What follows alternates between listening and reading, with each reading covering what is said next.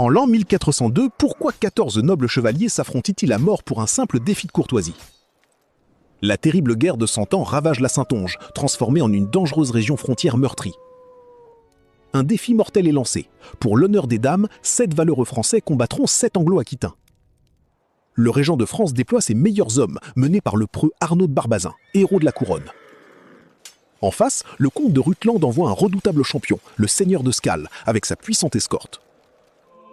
Le matin du 19 mai, au pied du grand château de Montendre, les combattants français prient avec dévotion. D'après les chroniques de l'époque, les fiers Anglais préfèrent ripailler et boire copieusement avant la lutte. Dans la vaste plaine de la Motte à Vaillant, les 14 champions en armure se font face pour le signal final. Que chacun fasse son devoir. Les destriers s'élancent, un fracas assourdissant de lances brisées résonne au loin.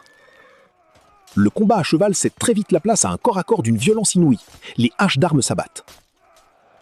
Le Français Yvon de Cardrouille est mis en grande difficulté par le terrible Scales, menaçant d'abattre son ennemi. Le valeureux Archambault de Villars s'élance à la rescousse de son frère d'armes, brandissant sa lourde hache. D'un coup sec et d'une force effroyable, Villars fracasse le crâne du chef anglais. Scales s'effondre, sans vie.